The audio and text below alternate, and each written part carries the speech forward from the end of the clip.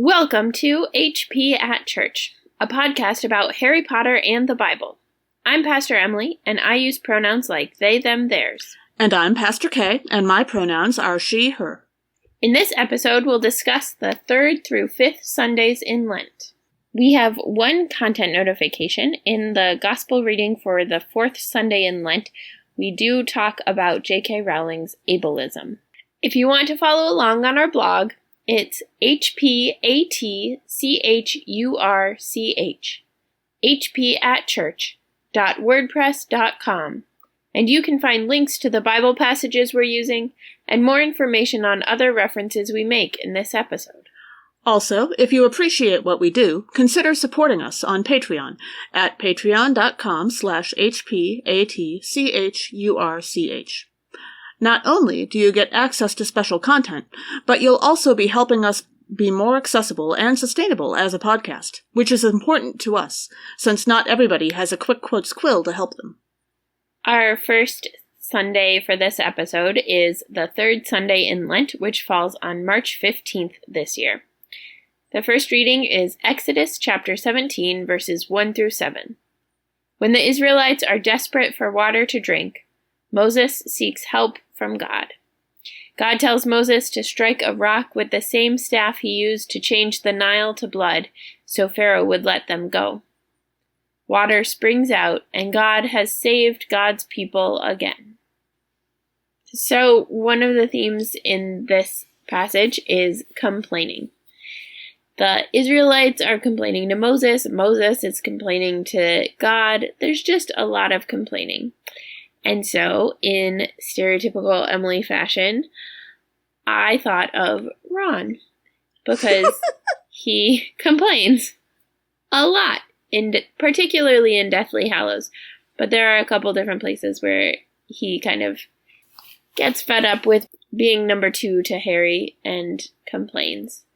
I also thought about Harry as a complainer in Order of the Phoenix, but that seems less complainy than, trauma response-y, grieving-y.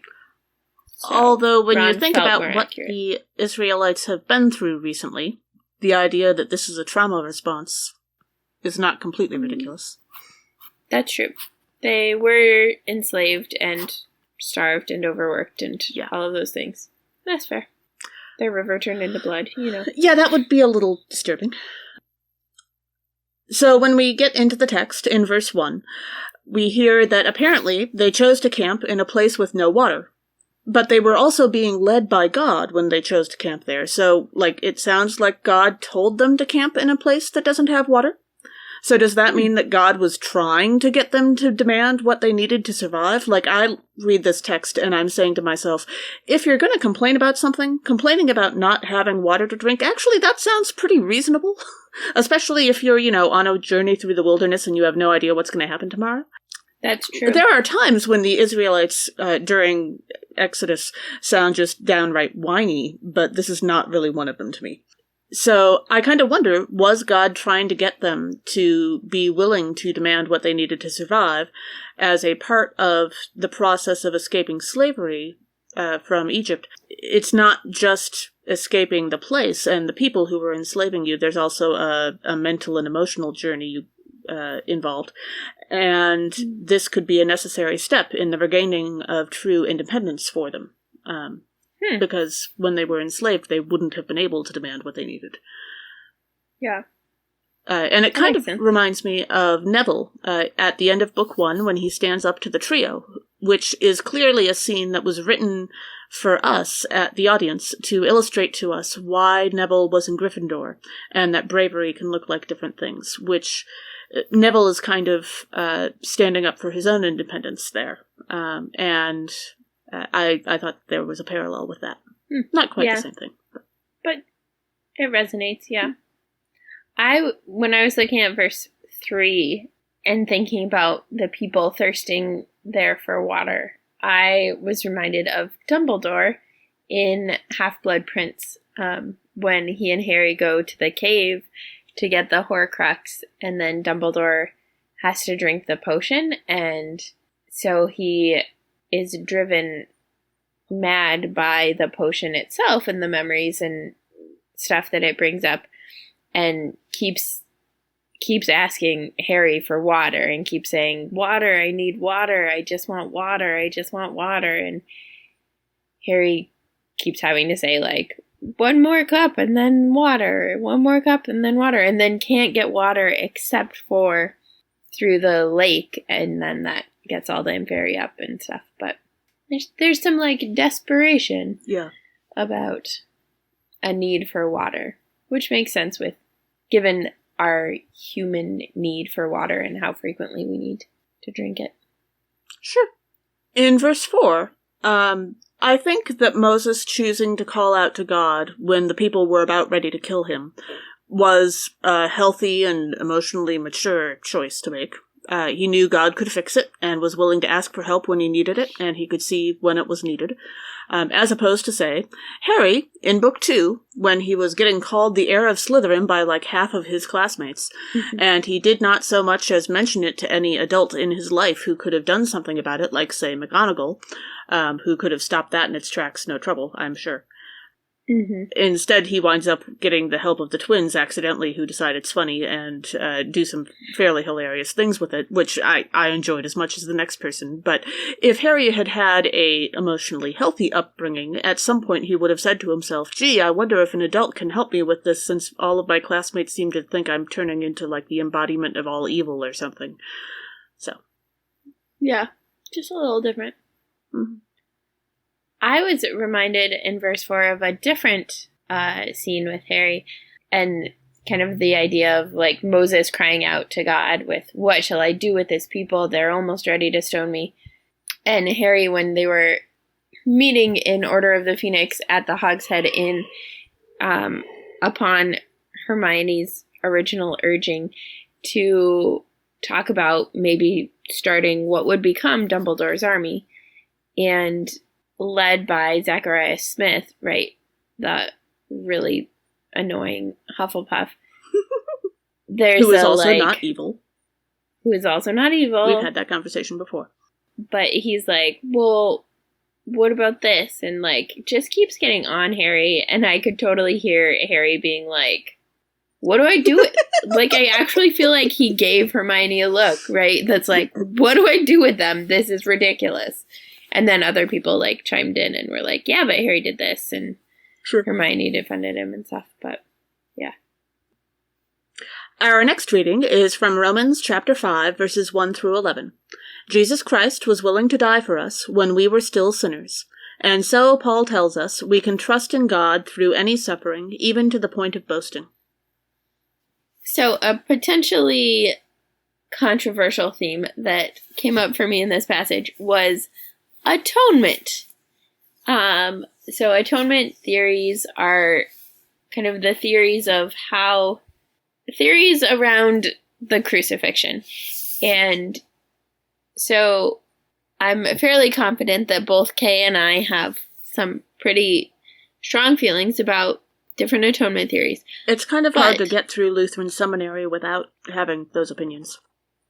Right. Like, we all disagree with each other about it on a regular basis, but by the time you've gotten through seminary, if you don't have some serious thoughts on how the theology behind the cross works, you really have not been paying attention. So. Yeah. So the one that seems most the atonement theory that comes up the most in this particular passage feels like substitutionary atonement. So it's Jesus stepped in for us. And substitutionary atonement can be that Jesus stepped in for us, intervening between us and God, or intervening between us and evil, the devil, Satan, evil, kind of whatever. And so that made me think of, like, Harry's going to his death in Deathly Hallows during the Battle of Hogwarts, and wondering who was actually requiring Harry's death in that. Was it Voldemort requiring Harry's death, or was it Dumbledore requiring Harry's death? Because both of them had this expectation that Harry would die. So that was just, like, an interesting way of thinking about substitutionary atonement, is that a death is required and someone steps up for it. I have to say, I think it was Rowling requiring Harry's death. Like, if we're gonna, get into how that all works. But I mean, yes, and also, she's not a character in the books. She's correct. The author. Yes, when it comes to these kinds of things, I am definitely a Doyleist and not a Watsonian, which I think are terms that I've explained previously in the podcast, although probably in episodes that aren't up anymore, because we can only afford to have so many on the internet at one time. Of course, if someone would like to sponsor us on Patreon, we could probably add a few more. So, I don't know what Watsonian and Doyleist. It goes back to the Sherlock Holmes fandom, and I wondered about that. Yes, there are various theories about the hows and whys about various things in the Sherlock Holmes world, and most people are either a Watsonian. They explain the various inconsistencies and things by saying that Watson, who was writing all these stories down, screwed a few things up, or they're a Doyleist and saying that let's be honest, the author wrote these over this course of several years and eventually didn't actually like writing them very much anymore and probably wasn't paying attention. So, do you blame it on something in-world, or do you just go ahead and admit that, yes, the author probably screwed up? Interesting. Anyway. You never know when weird fandom history is going to show up on this podcast. Yeah. Although, in this substitutionary Harry, it's not a mistake necessarily that we're blaming on. Right. It's a consistency within the world. Right. Another atonement theory that isn't as prevalent in this passage, but is one that I am particularly fond of, is the Christus Victor one. So it's kind of like humanity or evil does its worst and kills Jesus, and then Jesus is like, haha, gotcha, I win. Kind of trickster Jesus. So I was thinking about that, and the way that Dumbledore was working to destroy the Horcruxes feels kind of like that to me, particularly given that he did ultimately, die for the destruction of the Horcruxes. Sure. Yeah. So, there are many more atonement theories, and if you have an idea of an atonement theory connection to Harry Potter, we would love to hear from you. Really would just love to hear from you, but particularly, if you can think of an atonement theory, or if you want us to think of an atonement theory connection to Harry Potter. And by us, Emily means Emily. Yep. Emily is not volunteering me for this job. No, I will volunteer the podcast, and by that, we will mean me. Yeah, if you want to hear more about Harry Potter atonement theories, you could become a patron on patreon.com/hp@church, and that could be part of your patronage. Prize. Mm-hmm. Yes, I am not saying that I won't be willing to think about it. I'm just saying I'm not willing to guarantee I'll succeed. That's fair. As we get more into the specifics around the verses, in verses 3 and 4, Paul kind of lays out this, suffering produces endurance, endurance produces character, character produces hope, pathway, which is interesting to me because it's not just, and we've talked about this with other passages before, but it's not just suffering point blank is a thing that produces endurance, but there has to be, I think in the past we've talked about, there has to be a purpose to the suffering, and I think in this context, there's also a point where there has to be some glimpses of another way or another world for the suffering to produce endurance, right? There has to be some knowledge that the suffering is not the ultimate thing. Right.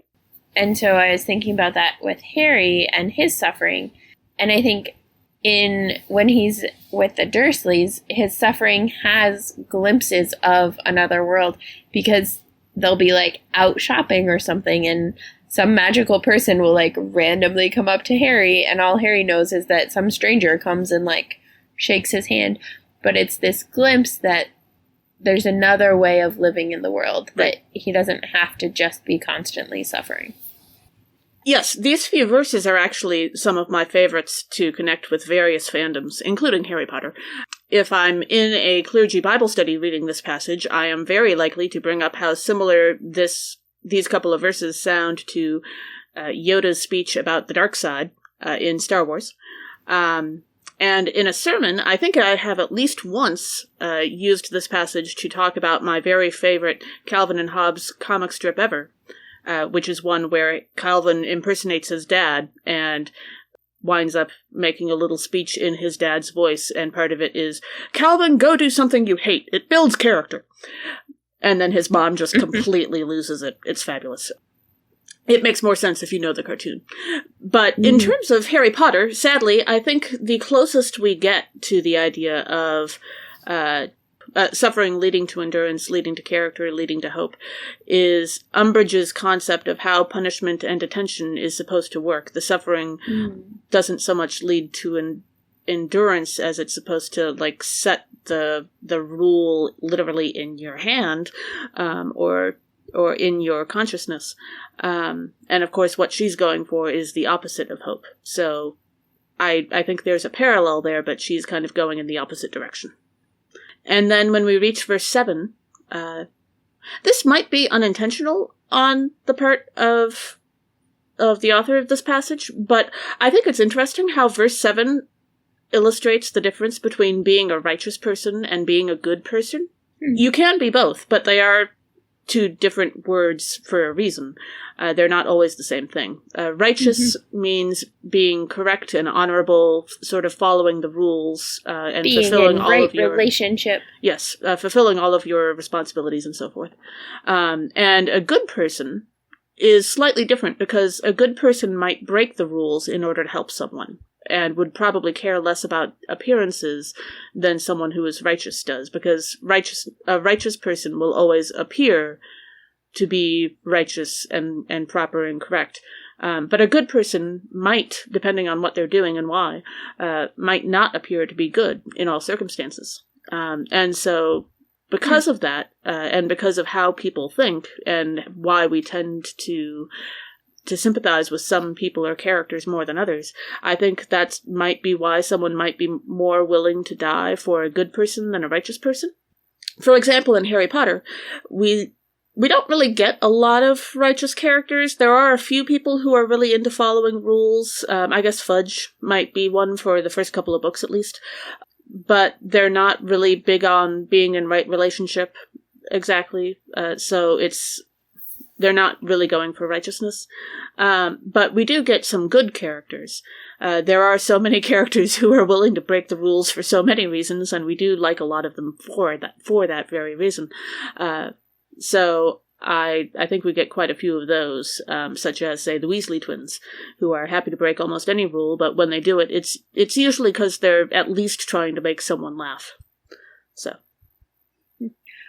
I think about righteousness and goodness less connected to actual rules and more connected to right relationship, where righteousness might mean breaking rules. I think I have it flipped from you. Interesting. Yeah. I would say that an example of someone who illustrates the difference between being righteous and being good, and I think I bring this up in a later point, which is why I didn't bring it up now, but I'll bring it up now anyway, would be Snape. Snape is, by doing what he's doing, technically a good person, but by being a traitor, he is not being righteous, because he's being a traitor to Voldemort. He is not fulfilling his duties and roles. So. But he is being righteous with respect to Dumbledore and the Order of the Phoenix. But he's not being righteous to everyone. Well, that's, like, impossible for him. Right. Interesting. In verse 11, we hear that, we hear Paul talk about boasting in God through Jesus, through whom we have now received reconciliation. And I was thinking about reconciliation, and the way that Paul is talking about it here, reconciliation needs a mediator, needs someone to mediate the reconciliation. And then I was trying to think of when there's reconciliation in Harry Potter. And there's not much reconciliation in a formal sense, certainly, but yeah, I'm trying to think of it. Definitely not like a mediator that is successful, right? Hermione sometimes tries to mediate if Ron and Harry are fighting, or Right. Harry gives a half-hearted attempt at mediating if Ron and Hermione are fighting or something. But it never works. The only thing that ever works is like some big come to Jesus moment or some big like catastrophe or event that then brings everybody back together. Realization of mortality, usually. Yeah. Our gospel reading for this Sunday is John chapter 4, verses 5 through 42.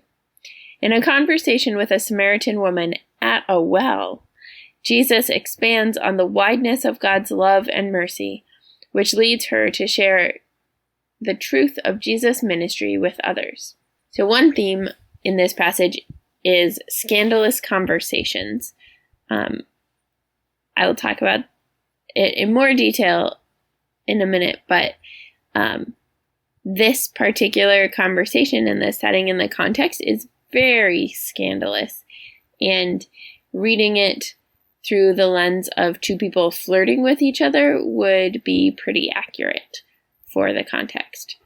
And doing that in the middle of the day, having a Jewish man and a Samaritan woman do that in the middle of the day is a scandal.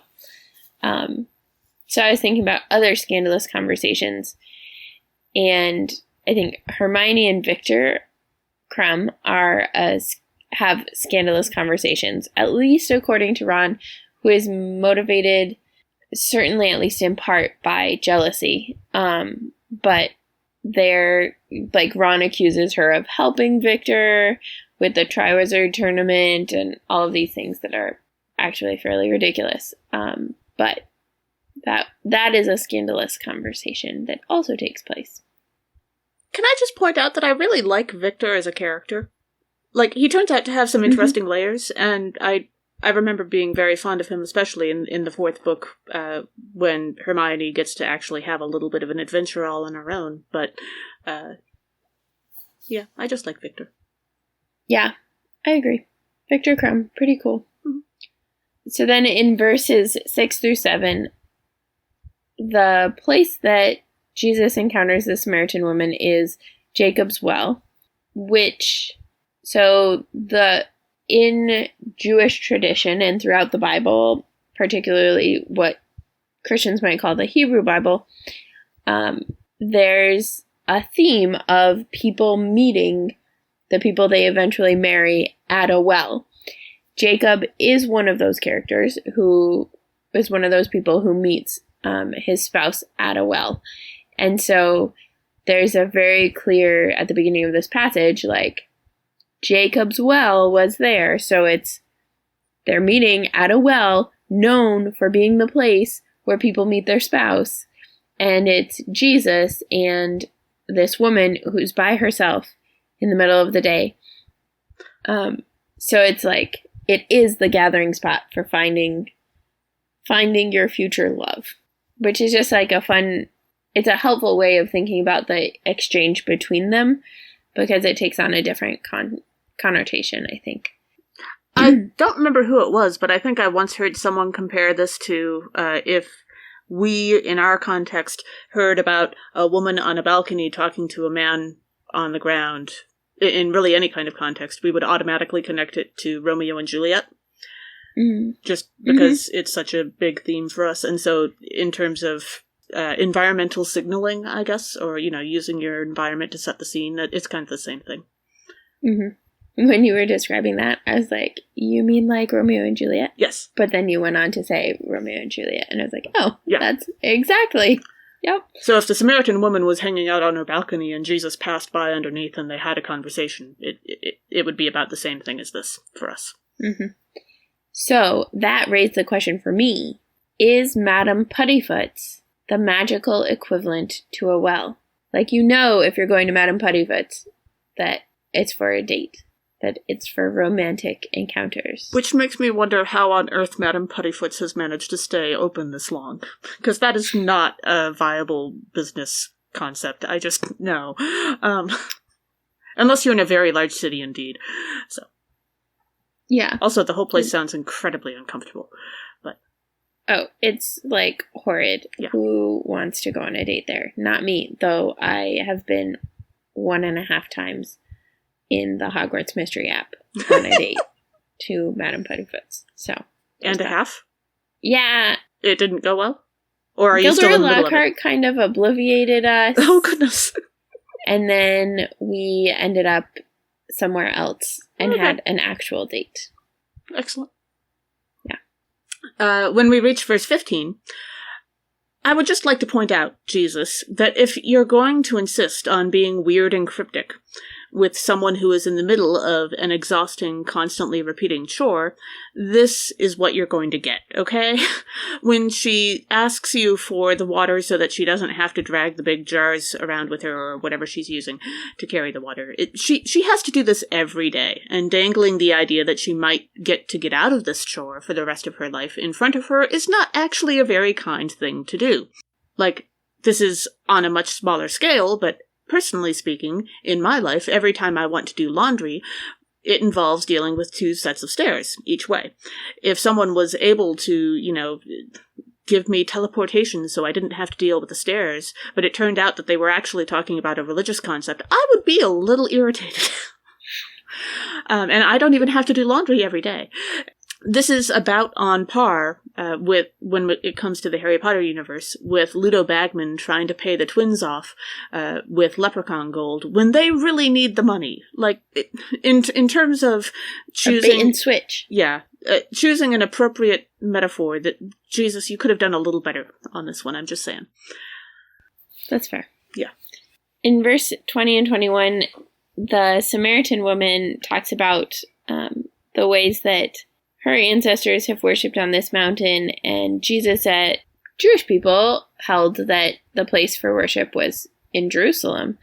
And so then Jesus says, well, the hour is coming when you will worship neither on this mountain nor in Jerusalem. And so then that got me thinking about the debate around magical education.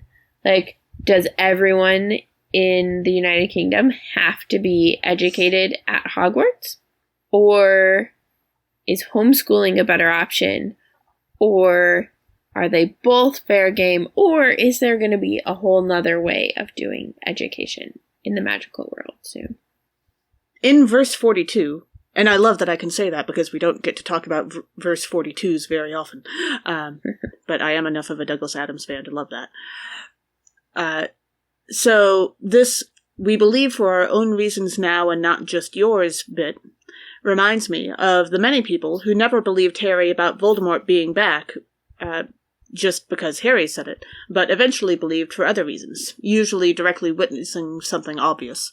Now, Harry being a child, and the woman at the well being both a Samaritan and a woman, both groups being less trusted with important information in Jesus' community at the time, I think that certainly has an impact on whether Harry or the Samaritan woman were seen as trustworthy by their peers when they told them important things. The fact that anyone believed the Samaritan woman at first is kind of amazing. But they eventually got to the point where they didn't need her testimony anymore. Which is complicated. Yeah. But she still gets credit for the testimony anyway, which is unusual. So. Yeah, because, sexism and stuff. Yes. Yay, patriarchy. That was ironic, just in case you couldn't tell. Or sarcastic, really. We are not fans of the patriarchy. No.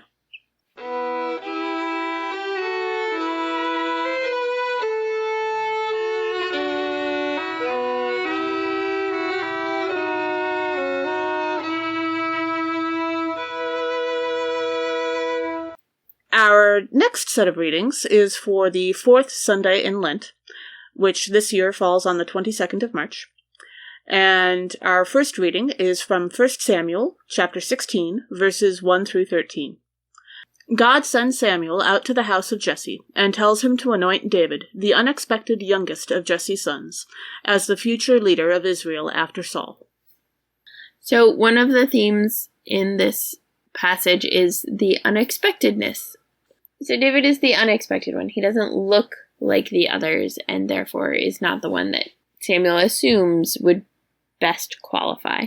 Which is a lot like how... Now, unfortunately, this one is that Moody, manipulated everybody.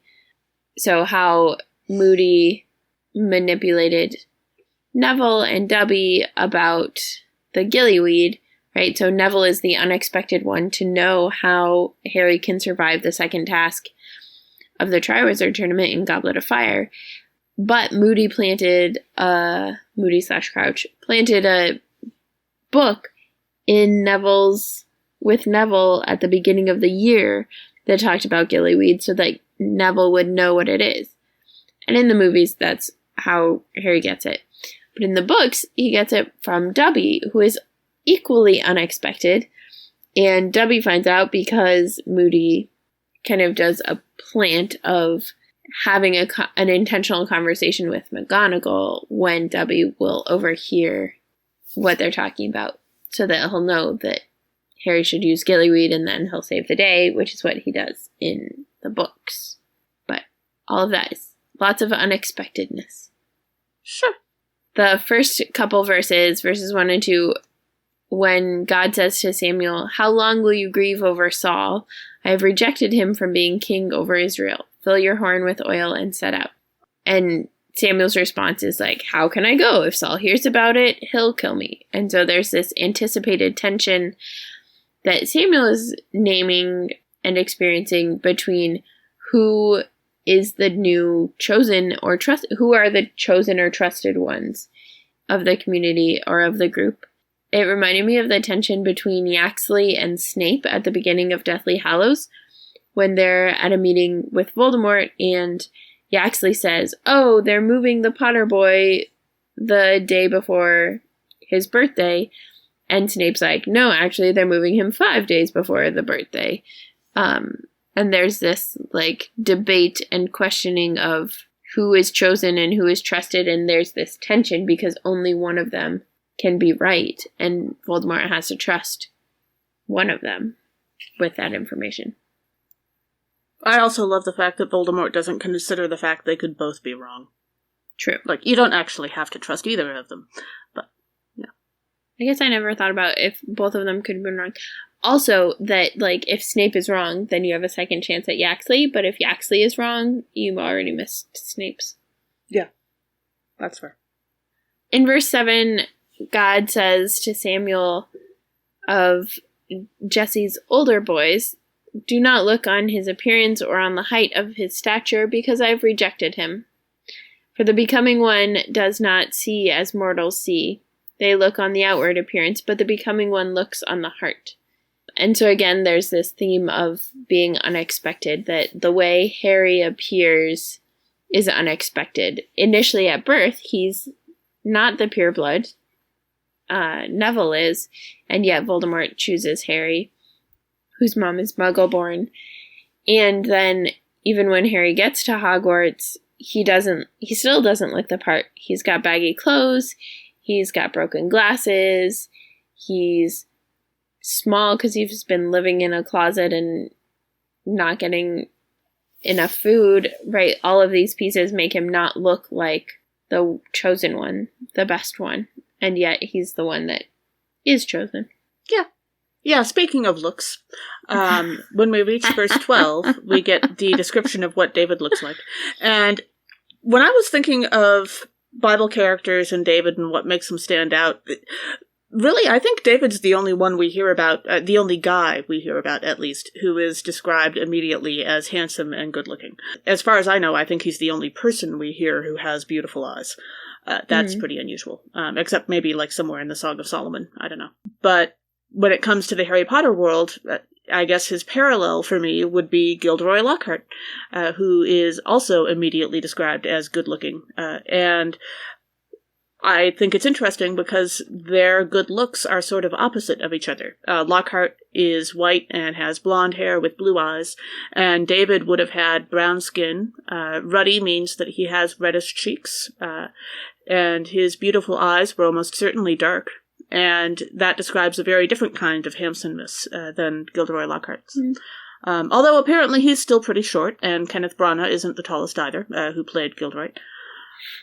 Although I have to say, I think once David gets a little older, I think he and Kenneth Branagh and David share a certain amount of smarminess, having seen Branagh in a few other things. It's a little hard for him to let that go, but... And then in verse 13, I think of this moment where David is being anointed as being parallel with Harry's defeating Voldemort at the age of 1 year. It's definitely life-defining, but neither of them really have any idea how much this is going to change their life from what it could have been. They have no idea how much danger this moment is going to put them in, or how much of their lives are going to be about other people now rather than about themselves. And they're both pretty young. We don't really know how old David is, but he's the youngest, and he doesn't really seem to be treated as an adult yet. And Harry certainly wasn't an adult when he defeated Voldemort for the first time. So. Our second reading for this Sunday is from Ephesians chapter 5, verses 8 through 14. We are told to act visibly rather than secretly, and that secret acts, often dishonorable, are unfruitful and need to be exposed. So, one of the themes in this passage is openness versus secrecy. So, like, not keeping secrets, for example, which is the opposite of what Dumbledore does, because Dumbledore is all about keeping secrets. And secret keepers. And secret keepers. And keeping secret keepers. Yes. Keeping secrets from Harry, keeping secrets from the rest of the Order of the Phoenix, keeping secrets about who the secret keepers are. And Harry opens that a little bit. He shares with Ron and Hermione, and then with Neville, and so slowly is letting more people in on at least parts of the secret. But part of what is so problematic about Dumbledore is that he's keeping all of these secrets, and they're big secrets. They're secrets that are literally about life and death for Harry. And that is not what God is calling us to. / not what the author of Ephesians is encouraging us towards. So if Dumbledore had written down who the secret keeper was on a piece of paper and then hidden the piece of paper, would he have been secreting a secret keeper secret?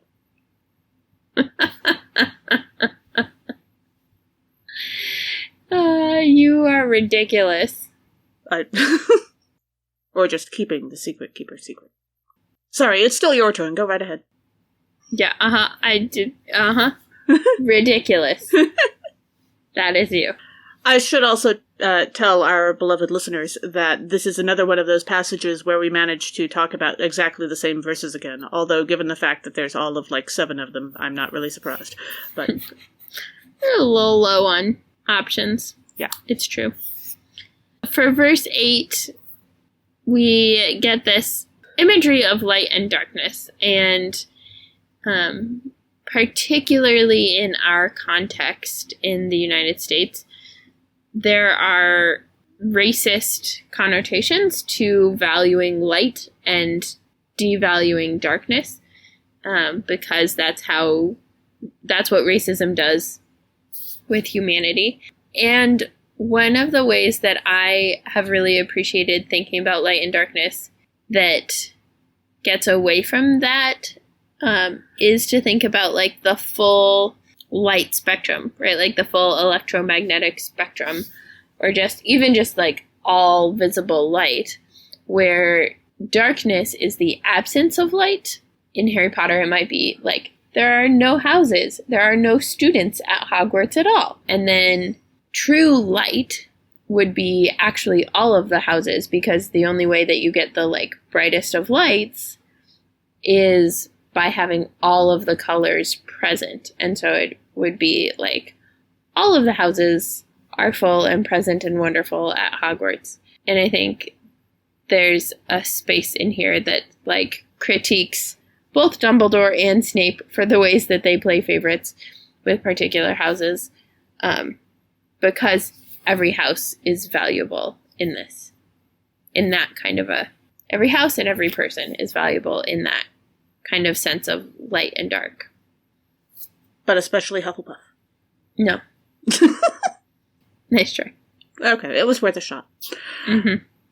I was looking at verse 8, and for once, the imagery of darkness and light is very clearly put as being about things being done in secret versus things being done where all can see. Mm-hmm. The imagery can still be used for racist purposes, but it's a little more obvious about exactly what the author is talking about here, which helps keep that sort of thing down. The other thing about this passage, though, is that it really doesn't leave a lot of room for people who are doing good things in secret. Like, for example, Snape, who we talked about earlier. Snape is not able to do his good things out in the light because exposure would literally get him killed. Mm-hmm. But he is still doing good things. But of course, I think that the author of this passage would probably respond to that by saying that it's not that Snape needs to be exposed for what he's doing, it's that the system that's forcing him to do all this needs to be exposed. And I would certainly agree with that, but in order to get that exposed, of course, Snape has to do all these secret things. So, you can go around in circles with it. Also, I think it's particularly ironic given the reading that we have for the Gospel reading every Ash Wednesday, which we talked about in our last episode, if you're curious and want to go back to that episode to explore. The word secret pops up several times in that discussion, too. Yeah. In verse 11, we hear the author say, "Take no part in the unfruitful works of darkness, but instead expose them." And I just thought of Draco's apple in the movie Half-Blood Prince. When he's testing the vanishing cabinets, he sends an apple through it, and then it comes back with a bite out of it. I love that. Mm-hmm. Oh, you know what else would be interesting? I hadn't thought of this before, but I imagine that Colin Creevey would be really irritated by this passage. Because as a photographer, he probably spends a lot of time in a darkroom. Unless, of course, magical photos get developed some other way. No, I think it's still in a dark room. Interesting. Yeah, just with potions instead of... Probably. Yeah, and I looked at verse 11, and I thought, if this had been the kind of journalist Rita Skeeter actually was, the kind who was exposing things done in the dark to light, instead of just pretending to be that kind of journalist in order to drum up more readership by actually lying about things that weren't happening, then Hermione wouldn't have had to keep her in a jar for a year. Although, to be honest, the older I get, the creepier that sounds on Hermione's part, because I just said that out loud and I realized, so that's fair. To be fair, it's about 9 months. So. Well, yeah. Okay. That doesn't really make it a lot better. Minor detail. Yeah. I would like to say to any, 14 or 15-year-old girls out there, if you're keeping anyone in a jar, or for that matter, like a Florida woman we recently heard about in a suitcase, please let them out. It might not end well. Yeah, bad idea. Don't keep people in jars. Yeah. The weird things we wind up saying in this podcast. Anyway. Our gospel reading for this Sunday is from John chapter 9, verses 1 through 41. After healing a man who was born blind, the man is thrown out of his community for sharing the story of his healing. Jesus discusses the nature of sin and spiritual knowledge with his disciples and some Pharisees.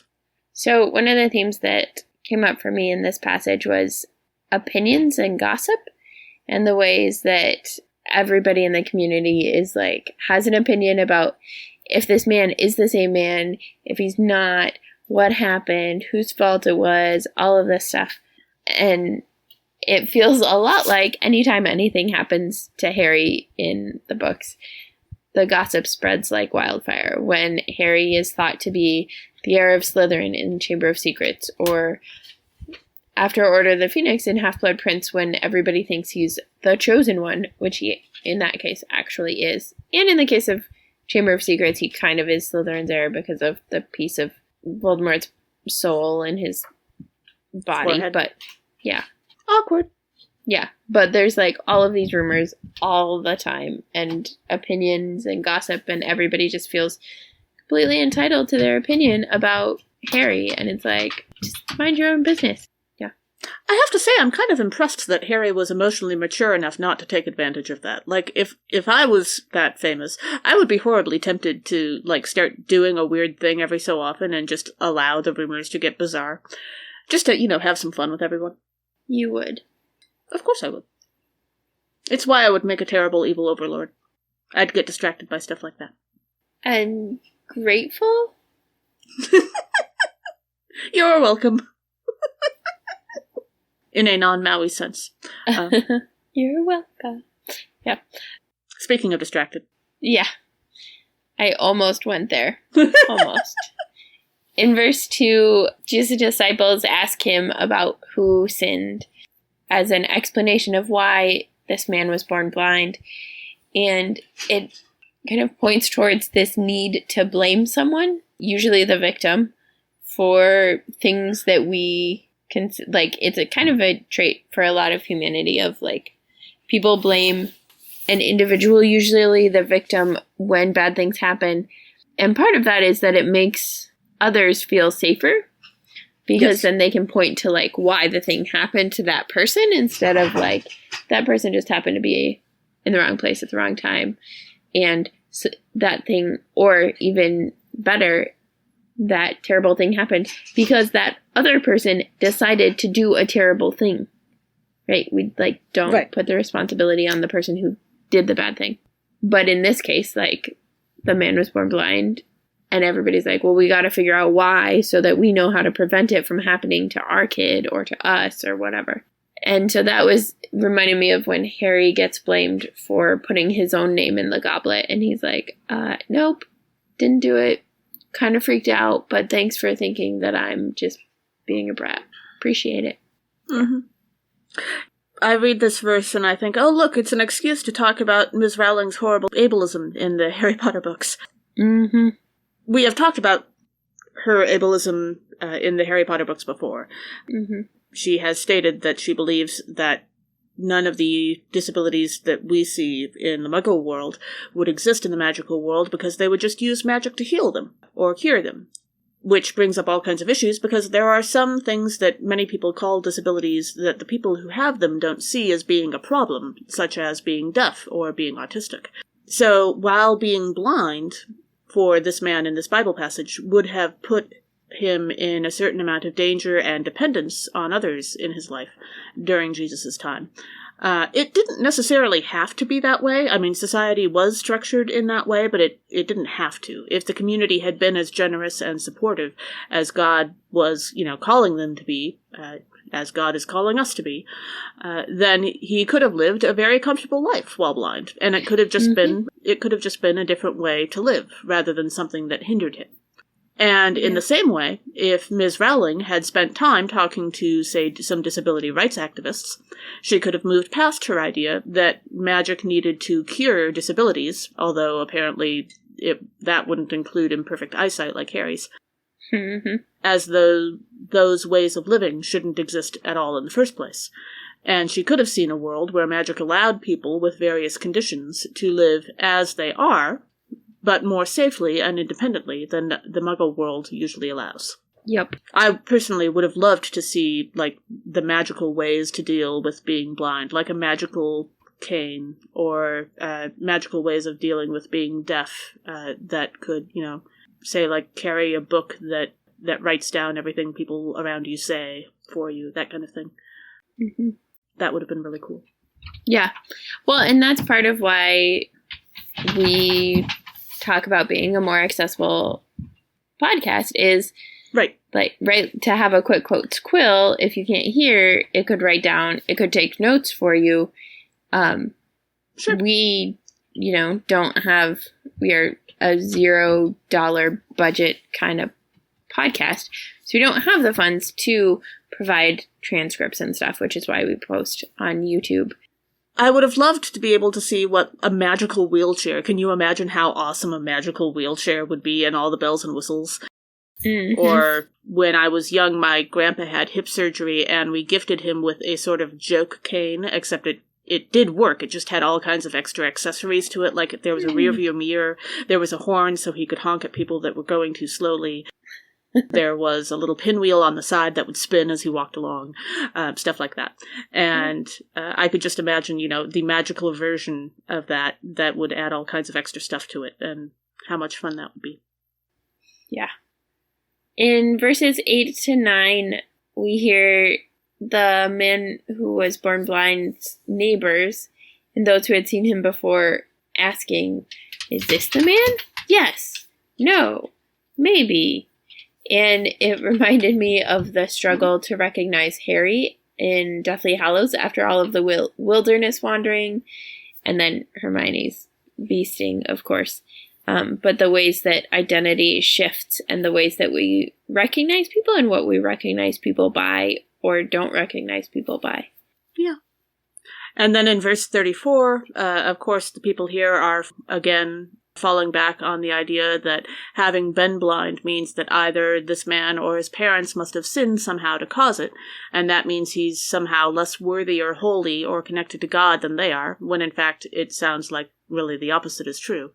Much like how the magical people of Harry Potter are reluctant to think that they can learn anything from werewolves or house elves about magic, although magic is even more obvious and necessarily a part of werewolves and house elves than in your standard magical person in Harry Potter. Yeah, agreed. Yeah. And now it's time for a word from our sponsors. And today we thought we would talk about, as a student at Hogwarts, what would our favorite subject be versus what was our favorite subject in real life school? So my favorite subject would probably be a tie between arithmancy and ancient runes.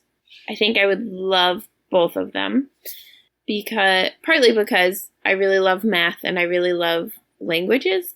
And those two feel like mathy, languagey things. You could do calculations and you could do translations, and it would be fun to explore those nuances. I think there's a comment there about the parallel between your inability to choose between math and language and your inability to choose between Ravenclaw and Gryffindor. Minor detail. It's because I'm non-binary, obviously. False binaries, people. Yes, of course. Yeah, I always thought Ancient Runes sounded really interesting, but I was kind of disappointed that we didn't get to see any of it. But I'm also one of those people, I have always liked other languages, but I am terrible at them. So I don't think it would have been my favorite subject. Instead, I loved hearing about the stuff that they were doing in Charms, because all of it just seemed so useful and practical, and like it helped you see the world in a different way, or it helped you see how you could change your world to be in a different way if you wanted. And, like, Transfiguration, I never actually wanted to turn beetles into buttons, Transfiguration sounded interesting, but it didn't sound like something I would find myself doing on a regular basis. Whereas the charm stuff, golly, if I had a charm to make my glasses water resistant, that would be really handy. That'd be so handy. I would love that. And in real school, if we actually believe that was something that existed. In real school, my favorite subject was generally English. Sometimes history, but usually English. Because you got to read about people living very different kinds of lives. And so often, the themes that we would talk about or the choices of the characters would show that, actually maybe there are more options in life than I've been considering. And I really appreciated that. Yeah. Very cool.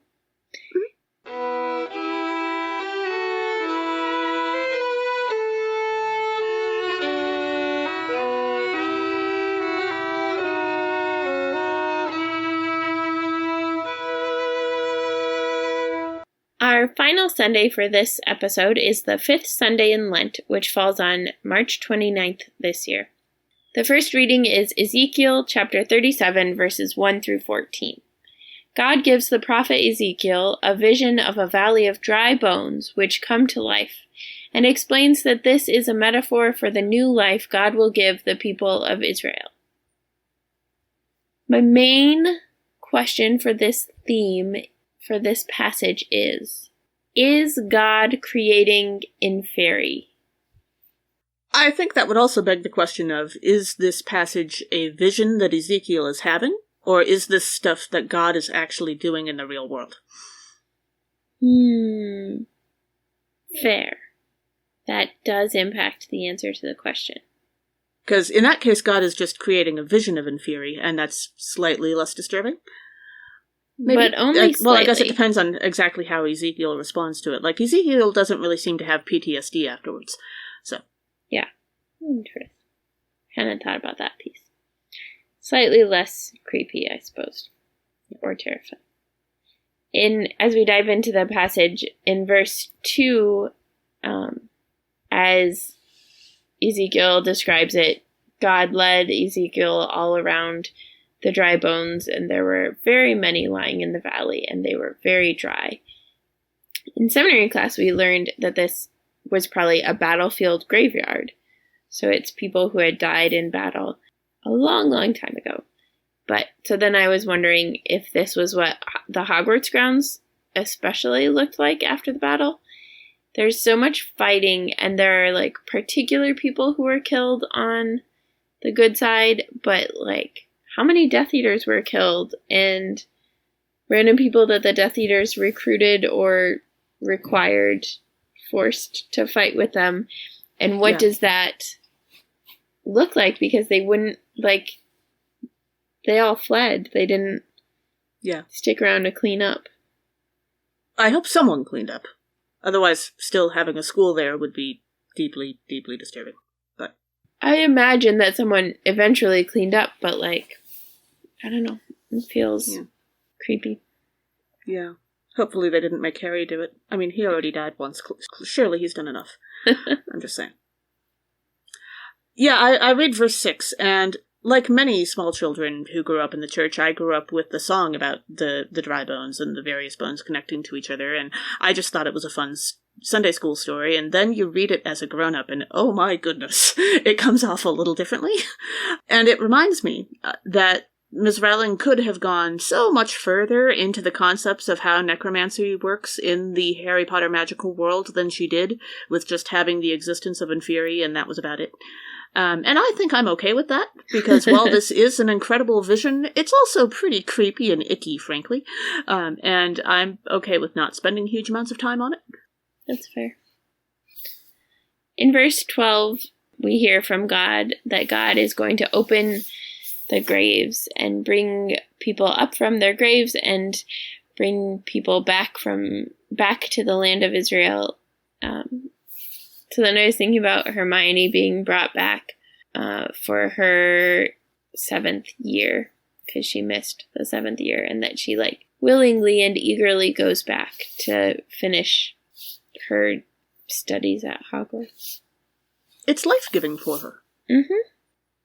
Yeah, I was looking at verse 13 and thinking about how one of the standard misunderstandings of Christianity by American pop culture is that Christianity teaches that there will be, what Christianity actually teaches is that there will be a bodily resurrection, physically coming back to full life in our bodies at a future point in time, rather than the more commonly understood idea of a spiritual heaven with harps on clouds that's completely separate from our bodies. And this passage is something of a foreshadowing of that, I guess, illustrating just how important and holy and connected to God our bodies are, even if this is a metaphorical illustration that God is using to talk about Israel's current status of religious life. But it does remind me that while the train station scene at the end of Book 7 in Harry Potter was more of a spiritual thing than truly embodied, Harry was still wearing his glasses, which shows that needing them is just as, his bodily defect, you might say, is just as much a part of him and who he is as, say, his eye color. And I kind of like that. Yeah. Particularly poignant when, all of his scars magically disappear and stuff. Yeah, I don't think it's terribly consistent of Ms. Rowling, but I like that he kept his glasses, because I also wear glasses, and as much as I say that, yes, I really would like to get LASIK one day, I have trouble picturing myself without them. So. Yeah, I remember when I found out I needed glasses, and I was actually really excited. I like having glasses. I like wearing glasses. I like them being part of my person. Our second reading for this Sunday is from Romans chapter 8, verses 6 through 11. Paul reminds us that, as Christians, our lives are centered not in our flesh, but in the Spirit of God that dwells in each of us. So one of the themes that I came up with for this passage were false binaries, much like Paul kind of alludes to, and then people take to way too great an extent, a false binary between body and spirit, which, yes, Kay, you did a wonderful job of debunking just now. But then also thinking about light and dark, which we talked about earlier in this episode. And then, of course, Sirius's famous, the world is not split into good people and Death Eaters. Yeah. Or the magical muggle binary. There's just so many binaries. It's no wonder that JK Rowling is a TERF. The entire magical world is like 100% binaries. Okay, maybe not 100%, but a lot. I assume there's a word for, like, is it quadnary?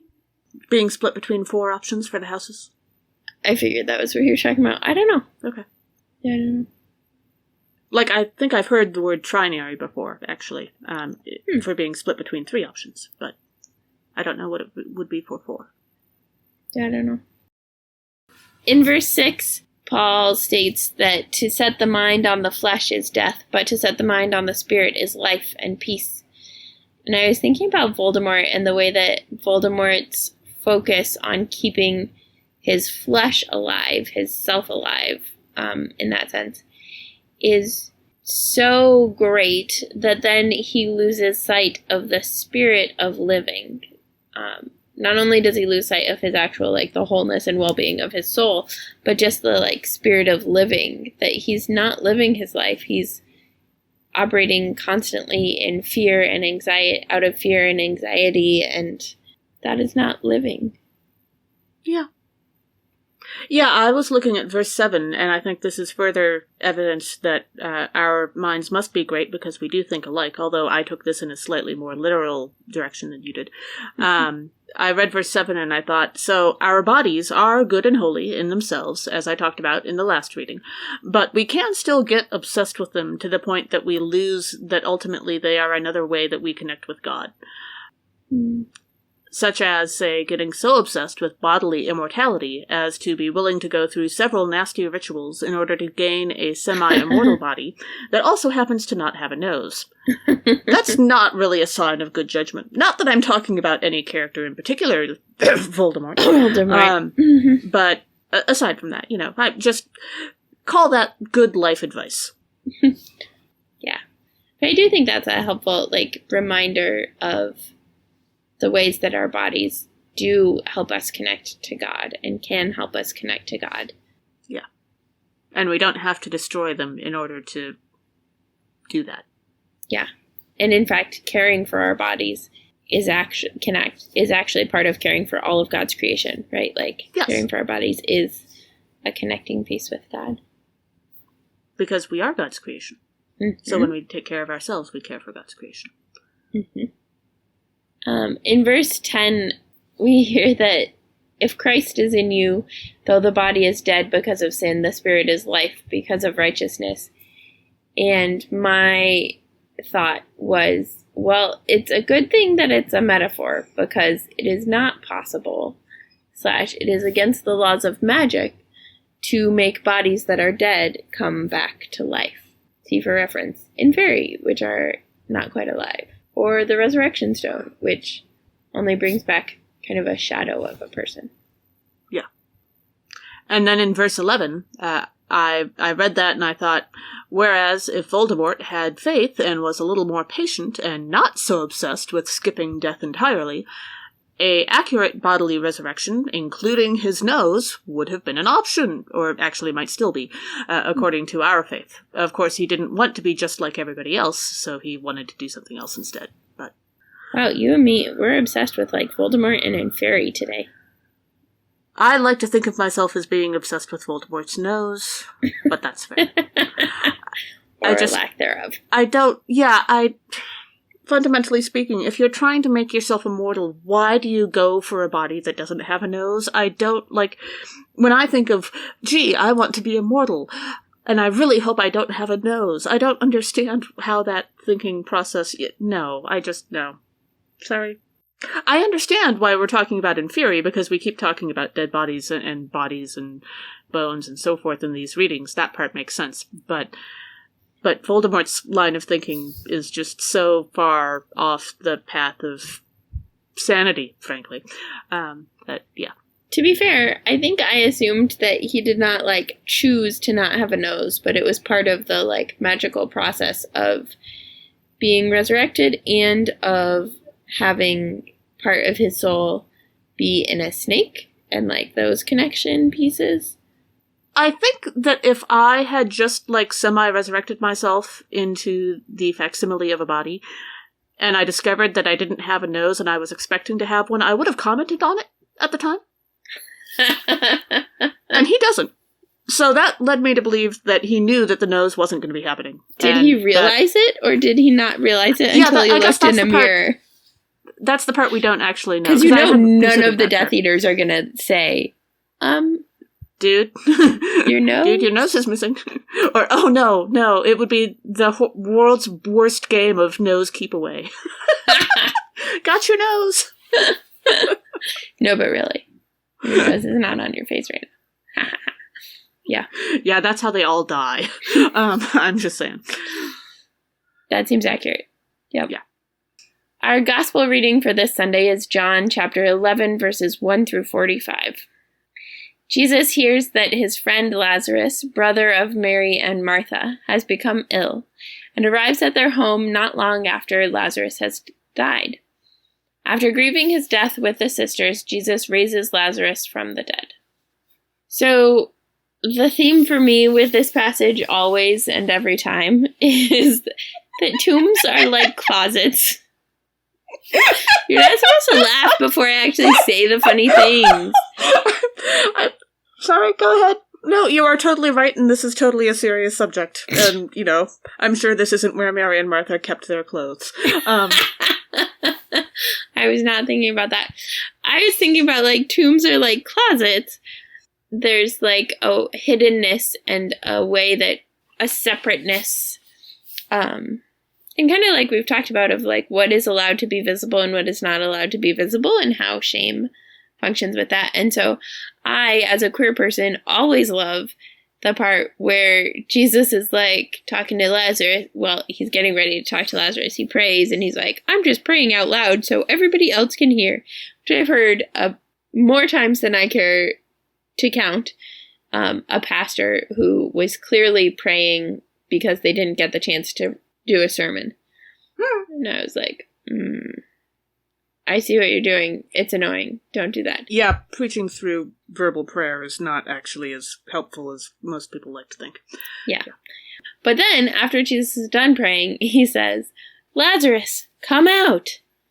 That is gospel if I ever heard it. But, so then I was thinking about how Harry Potter teaches us that no one deserves to live in a closet. And it made me happy. Yeah. Whether it's under the stairs or metaphorically because of queer phobia. No one deserves to live in a closet. So then in verse 16, as Jesus is talking about going to Lazarus, Thomas, who was called the twin, said to his fellow disciples, let us also go that we may die with him. Which is kind of ridiculous, but very faithful and very loyal and, a little bit off base. Jesus is not going to die yet, but, he had some threats, so I can see why there's some concern. I could also see this as being an example of nihilistic humor. Yep, he's going to get himself killed. Come on, let's go with. That would also work. Is this Thomas the Millennial? Hashtag Millennial Thomas. That's fantastic. The way I ended up really thinking about it was that Thomas sounded, to me, very Ron-ish. Of when Ron is trying to do stuff, it's I'm down to die with you, mate. Talking to Harry. Because, Harry is going to die, and Ron's just yep, I'm with you. Let's go die. Yeah, I think this is another example of us thinking alike. Because I looked at this verse and I thought to myself, this is Thomas who ends up with the nickname Doubting Thomas due to an incident that happens later. But here he shows himself to be one of the most loyal disciples, or possibly the most sarcastic, depending on how you read it. Or both. I think you can do both, yeah. And that reminds me of how Ron, despite having a couple of instances of doubting Harry, in the 4th and 7th books particularly, is ultimately possibly his most loyal, or at least one of his most loyal with Hermione, supporters and friends. Agreed. Although Ron doesn't get a nickname like that. Well, or at least we don't hear it. We can make one up. I mean, he is a doubting Ron at one point. Couple points, so... Also, I'd like to point out, really I said something positive about Ron. Very good. We're all very proud of you for stretching yourself like that, Emily. And denying the binary that Ron is bad and Hermione is good. It took a lot for me not to say that Hermione was actually the more faithful of the two, because she stuck with Harry. But now I've gone and said it without... Yeah, I don't think that counts anymore. I don't know. It might. If our loyal listeners have opinions on that, by all means, please let us know. And then in verse 31, Jesus has arrived a bit out of town, and Martha went, and then the Jewish people who were with Mary, still in the house, consoling her, saw Mary get up quickly and go out, and they followed her because they thought that she was going to the tomb to weep there.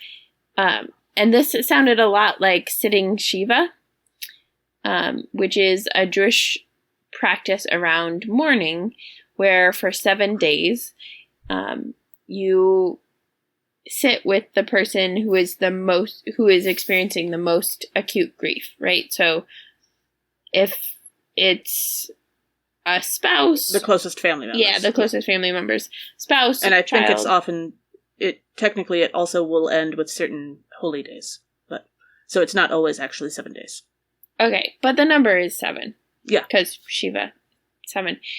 And then part of it, though, is not just that you sit with them, but then that, like, whatever they want to talk about is what you talk about. So if they want to sit in silence, you follow their lead and you don't say anything. If they want to talk about the weather, you follow their lead and you talk about the weather. If they want to talk about the loved one who died, you follow their lead and talk about the loved one who died. If they want to weep and wail and gnash their teeth, you follow their lead and weep and wail and gnash their teeth. Gnash your teeth, not their teeth. Yeah, gnash your teeth. That would not be very... Gnash your own teeth. It'd be hard to gnash somebody else's teeth. And rude. And rude, yes.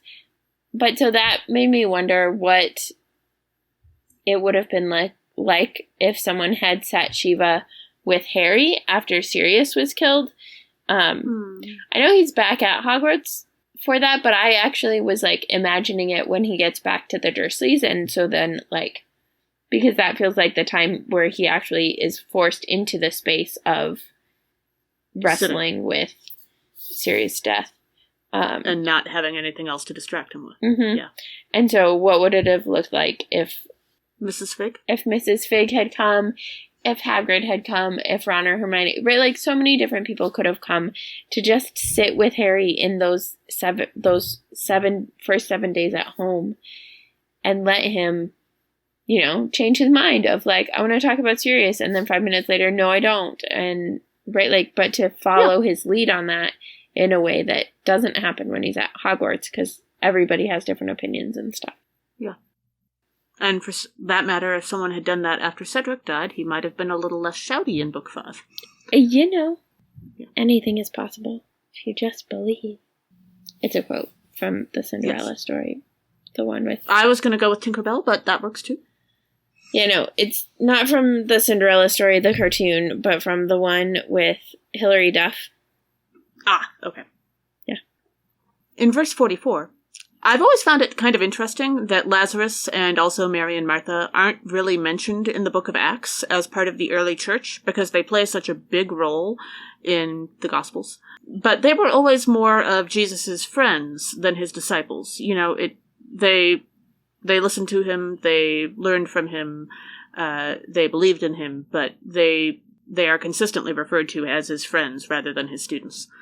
And that reminded me of how being Harry's friend in the Harry Potter books didn't necessarily mean that you had an important and directly involved role in fighting Voldemort, like, say, Dean or Seamus. And interestingly enough, we don't actually see Dean or Seamus very much after the Battle of Hogwarts. We don't know what happened to them. They didn't appear in Cursed Child, to my knowledge. And while we presume that they didn't get run over by a bus 5 minutes after we stopped seeing them, just like I'm presuming that, Lazarus and Mary and Martha weren't killed in a cattle stampede 5 minutes after Jesus ascended to heaven after his resurrection. We don't actually know what happens next, so. Yeah. Actually, we do know what happens to Dean and Seamus. According to the actors who played them, they actually fall in love and spend the rest of their life in love together. But we don't know how long that is. Forever. So they're immortal? Did I miss that part of the story? Yes. Okay. No, you did not. Okay. On that note, thanks for joining us. Catch us next time when we discuss Harry Potter connections to the scripture readings for Holy Week. This podcast has been produced by us, Emily Ewing and Kay Roloff. For more fun, check us out on Twitter, Facebook, and WordPress, all at HPATCHURCH. Or contact us at hpatchurch@gmail.com. This season, we're also putting our episodes on YouTube, where you can listen and see subtitles, so make sure you let your friends know and search for us. Also, if you like what you've heard, rate us or leave us a review on Apple Podcasts, Spotify, Facebook, or wherever you catch your podcasts. As the ancient Christians said, Pax vobiscum.